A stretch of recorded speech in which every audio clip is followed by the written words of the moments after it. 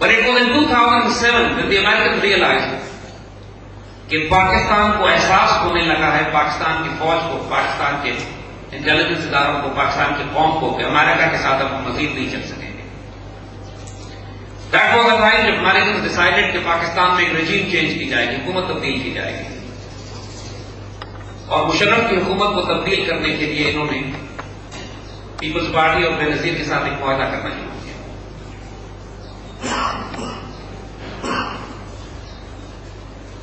7 سال تک امریکن کی ملازمت کرنے کے بعد مشرف کو احساس ہو چلا تھا کہ اب امریکن اس کو ریپلیس کرنے لگے. اس نے کئی چیزوں پہ کچھ اسٹینڈ لیے جو امریکن کو پسند نہیں آئے. اگر مصر کا حسنی مبارک بھی تو بیٹھا ہوا ہے مصر میں 40 سال سے، اس کو تو نہیں ہٹاتے امریکن. جارڈن کا شاہ حسین بھی بیٹھا ہوا ہے، وہ تمام مڈل ایسٹ کے ان کے غلام بھی بیٹھے ہوئے ہیں، لیکن کسی کو نہیں ہٹایا جاتا. کچھ چیزیں تھیں کہ جہاں پر پاکستان کے نیشنل انٹرسٹ اس طرح آ گئے تھے کہ اب مشرف کے لیے ممکن ہی نہیں رہا تھا، چاہتا بھی تو وہ امریکن کی بات نہیں مان سکتا تھا. مثلا ڈاکٹر ایجو خان کو امریکہ کے حوالے نہیں کیا جا سکتا تھا. مثلا پاکستان کا نیوکلیئر میسائل پروگرام کمپرومائز نہیں کیا جا سکتا تھا. مثلا امریکن اور نیٹو فوجوں کو یہ اجازت نہیں دی جا سکتی تھی کہ پاکستان کے ٹرائبل ایریاز پہ حملہ کریں. مثلا پاکستان گوادر اور چائنا سے جو تعلقات ہمارے ہیں ان کو ختم نہیں کر سکتا تھا. مثلا پاکستان ایران اور پاکستان کے درمیان جو گیس پائپ لائن کی ڈیل ہو رہی تھی اس کو بند نہیں کیا جا سکتا تھا. اور پاکستان کے نیوکلیئر اور میسائل پروگرام کے میں امریکنز کو ایکسس نہیں دی جا سکتی تھی جو وہ یہ چاہ رہے تھے. تصور یہ پروپیگنڈا جو انہوں نے بلڈ کیا تھا کہ پاکستان کا ایٹمی ہتھیار دہشت گردوں کے ہاتھوں میں گرنے والا ہے، لہٰذا پاکستان کے ایٹمی ہتھیار IAEA کے کنٹرول میں دے دیے جائیں، جس کا بہت زیادہ پریشر امریکن نے بلڈ کیا. اس پر مشرف کمپرومائز نہیں کر سکتا. جان کے نہیں کرنا چاہتا تھا یا کر نہیں سکتا تھا وہ دوسری بات ہے. بہرحال he was not delivering to the American. نتیجتاً امریکن نے فیصلہ یہ کیا کہ پاکستان میں ایک رجیم چینج کی جائے گی. اس سے پہلے اسامہ بن لادن کی تلاش کے بہانے ہمارے ٹرائبل ایریاز میں CIA نے اپنے ایسٹس کریٹ کر لیے تھے. CIA کو کھلی اجازت دے دی گئی تھی. جو 7 سال کی غلطیاں ہم نے کی ہیں اس میں یہ بڑی خوفناک غلطیاں یہ تھیں کہ ہم نے امریکن کو کھلی چھٹی دی تھی پاکستان میں جو چاہیں کرتے تھے. تو پاکستان میں اسامہ کو تو انہوں نے تلاش نہیں کیا، بیت اللہ محسود جیسے دہشت گرد ضرور تیار کر لیے. وہ ایسے ایسٹس تیار کیے کہ جن کی بنیاد پر پاکستان میں خونریز جنگ برپا کرنی تھی انہوں نے، تاکہ دنیا کو یہ تاثر دیں کہ پاکستان ایک ڈس فنکشنل فیل اسٹیٹ ہے، کھل کے گرنے والا ہے، ٹوٹ کے تباہ ہونے والا ہے، لہذا پاکستان اب ریاست کے طور پر باقی نہیں رہے گا، لہذا اس سے ایٹمی ہتھیار لے لینے چاہیے. اور جس دن پاکستان سے ایٹمی ہتھیار نعوذ باللہ انہوں نے لے لیے اس دن پھر پاکستان کا وجود باقی نہیں رہے گا، کیونکہ پاکستان کے ایٹمی ہتھیار صرف انڈیا کو اسٹیبلائز نہیں کر رہے، صرف انڈیا کو دماغ درست کرنے کے لیے استعمال نہیں ہو رہے ہیں، کہ پورے مڈل ایسٹ میں گریٹر اسرائیل کی راہ میں بھی سب سے بڑی رکاوٹ ہے. اسرائیل کی ریاست اگر دنیا میں کسی ملک سے خوف کھاتی ہے تو وہ پاکستان. 1967 اور 74 کی جنگوں میں جب اسرائیل کا مقابلہ عربوں سے ہوا تھا تو دونوں مرتبہ عربوں کو بری طرح تقریباً شکست دی تھی اسرائیلیوں نے، اور دونوں مرتبہ اسرائیل کے مقابلے کے لیے عرب ممالک نے پاکستان سے مدد طلب کی تھی. اور دونوں مرتبہ ہمارے اینٹی ایئرکرافٹ بیٹریز، ہمارے فائٹر پائلٹس گئے تھے، اور اسرائیل کی ایئر فورس اور اسرائیل کی آرمی کو پیچھے ہٹانے میں پاکستان آرمی کا بہت بڑا رول تھا، ایئر فورس کا بہت بڑا رول تھا. ہمارے بچوں کو پتہ نہیں یہ تاریخیں کیوں نہیں پڑھائی جاتی.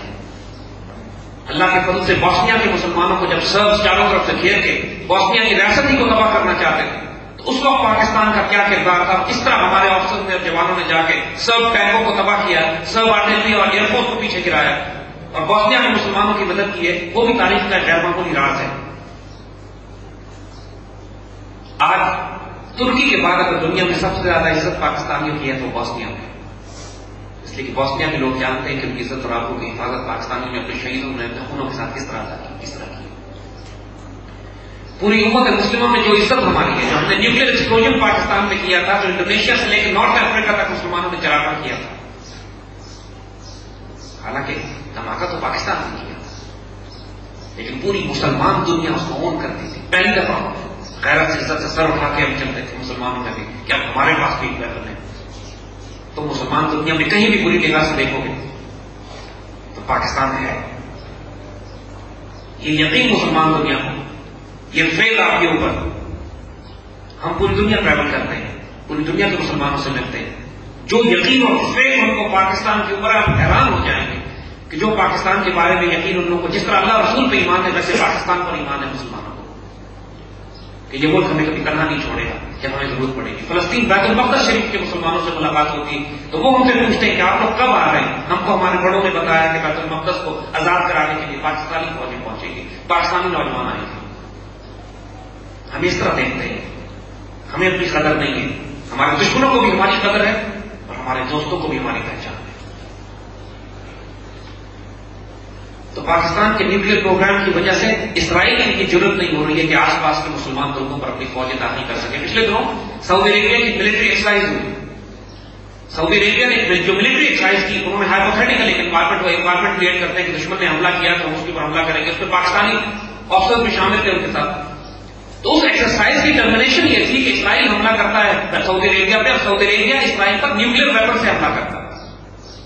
تو پاکستانی آفیسر نے پوچھا ان سے کہ تمہارے پاس تو نیوکلیر ویپن ہے ہی, تم اپنی ایکسرسائز میں یہ کیسے دکھا رہے ہو کہ نیوکلیر ویپن کے ساتھ تم اسرائیل کو جواب دے رہے ہو.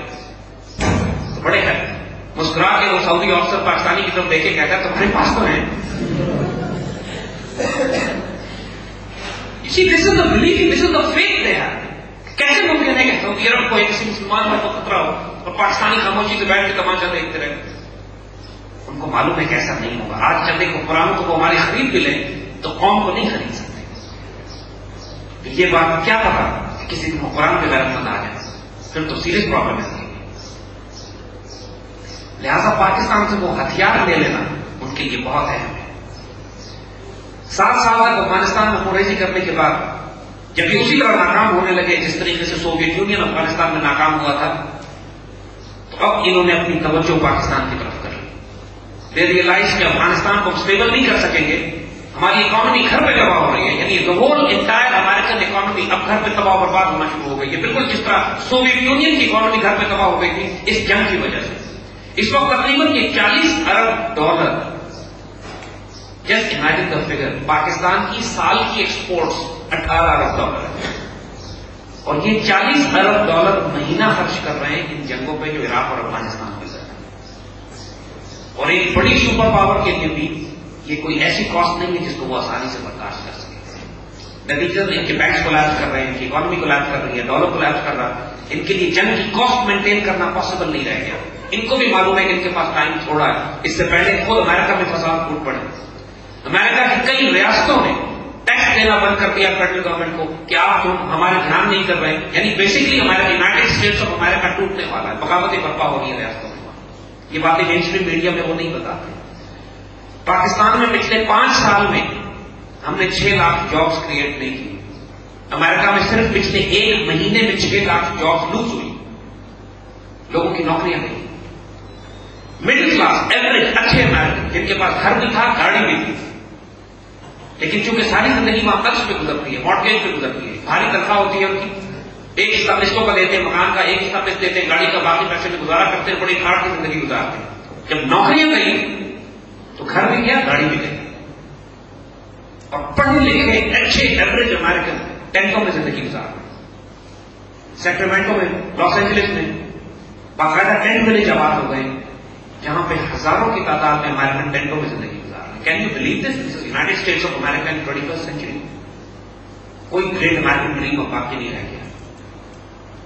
ان کا بیڑا غرق ہو رہا ہے وہاں پہ انہیں کے اپنے ہاتھوں. جو علامہ اقبال نے کہا تھا کہ یہ تہذیب اپنے خنجر سے آپ خودکشی کرے گی, کر رہی ہے. جو دوسرا علامہ اقبال نے کہا تھا کہ جو مغربی تہذیب جو کیپٹل سود پہ, ربا کے بیس پہ اکنامک سسٹم بنتا ہے, اس کا انجام آخر میں یہ ہوگا کہ مرد کے پاس نوکری نہیں ہوگی, عورت کی گود میں بچہ نہیں ہوگا. یہی تہذیب بنا کے بیٹھ گئے ہیں. لیکن اپنے اس نظام کو سنبھالنے کے لیے ان کے پاس جب مرتے مرتے جاتے جاتے جو اسرائیل کام امریکہ سے کروانا چاہتا ہے وہ یہ کہ کم از کم پاکستان کے ایٹمی ہتھیار تشکیل ہو جائے. اب یہ وہ کام ہے جو امریکہ کو دیا ہے, جو اوباما کو دیا گیا. اور 2007 کے بعد یہ بہت ہائی انٹینسٹی پہ اس پروگرام پہ عمل کرنا چاہتے ہیں. جب مشرف نے ریزسٹ کیا, انکار کیا, تو فیصلہ یہ کیا گیا کہ پاکستان میں ایک رجیم چینج کر کے ڈیموکریسی اور جمہوریت کے نام پر ایک نئی حکومت لائی جائے گی جو براہ راست امریکن کنٹرول میں CIA پلانٹڈ ہوگی, جو وہ سارے کام کرے گی جو امریکنز کروانا چاہتے ہیں. انگریزی میں کسی نے بڑا اچھا کہا ہے کہ بی نائس ٹو امریکہ اور دے ول برنگ ڈیموکریسی ٹو یو.